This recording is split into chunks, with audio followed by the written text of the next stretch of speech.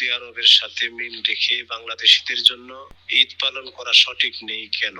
বিষয়টা হলো, ইসলামী শরীয়ত মূলত আমাদেরকে চাঁদ দেখার সাথে প্রত্যেক এলাকার মানুষের ঈদ এবং কোনো বিষয় পালনীয় গুলো নির্ধারণ করে দিয়েছে। সেখানে কোনো দেশ অথবা কোনো অঞ্চলকে নির্ধারণ করা হয়নি। দ্বিতীয়ত বিষয় হলো, যেহেতু চাঁদ উদয়স্ত যে স্থল রয়েছে, যেগুলোকে আরবিতে বলা হয় মাতালে, ইখতিলাফুল মাতালে, এটা ভিন্ন ভিন্ন হওয়াটা সুপ্রমাণিত বিষয়। বিশেষ করে হানাফি ফিকহ ফতোয়ার আলোকে চাঁদের উদয়স্ত স্থলের ভিন্নতা এটা প্রমাণিত এবং এটার উপর ভিত্তি করে শরীয়তের বিধানগুলো আরোপিত হয়।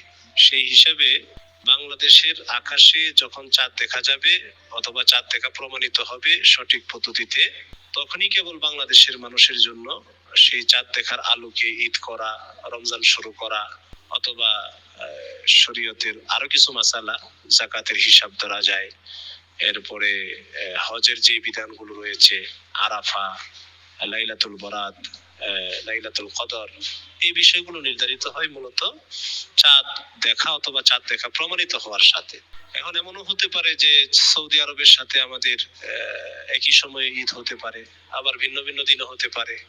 তাদের আগে চাঁদ উদিত হতে পারে, আমাদের দেশের আকাশে চাঁদ পরে উদিত হতে পারে। এই বিষয়গুলো আলাদা আলাদা শরীয়ত স্বীকৃত বিষয়, যার ফলে শুধু সৌদি আরবে ঈদ হয়ে গেছে তারপরের দিনে আমাদের ঈদ করতে হবে, অথবা সৌদি আরবে ঈদ হচ্ছে এই দিনে আমাদেরকে ঈদ করতে হবে, এটা শরীয়ত ধার্য করে নাই। বুখারী মুসলিমের হাদিসে সুস্পষ্টভাবে কথা আছে, আল্লাহ রাসূল সাল্লাল্লাহু আলাইহি ওয়াসাল্লাম ইরশাদ করেছেন, সুমু লিরুয়াতিহি ওয়া আফতিরু বিরুয়াতিহি, তোমরা চাঁদ দেখে রোজা শুরু করো, চাঁদ দেখে রোজা ভাঙো, অর্থাৎ তোমরা ঈদ করো।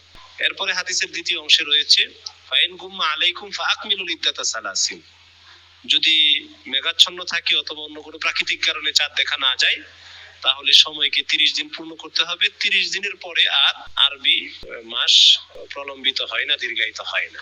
ঠিক তদ্রুপভাবে কোরআনে কারীমে আল্লাহ রাব্বুল আলামিন এই কথা স্পষ্ট বলে দিয়েছেন, ইয়াসআলুনাকা আনিল আহিল্লাহ, হে রাসূল আপনাকে তারা চাঁদ সম্পর্কে জিজ্ঞাসা করে, নতুন চাঁদের ব্যাপারে। কুল হিয়া মাওয়াকিতুল লিন-নাসি ওয়াল হজ, আপনি বলে দেন যে নতুন চাঁদ হলো মানুষের জন্য ইবাদতের সময় নির্ধারণের জন্য দেওয়া হয়েছে এবং হজের তারিখ নির্ধারণের জন্য দেওয়া হয়েছে। তো কোরআনে পাকের আলোকেও এই কথা প্রমাণিত যে প্রত্যেক এলাকায় যখন চাঁদ উদিত হবে, চাঁদ দেখা যাবে, তখনই কেবল ওই চাঁদের দেখার সাথে বিধানগুলো আরোপিত হবে।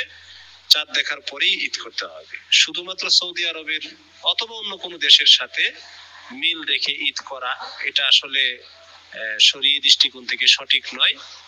সেই হিসাবে বাংলাদেশিদের জন্য সৌদি আরবের সাথে ঈদ করাটা সঠিক।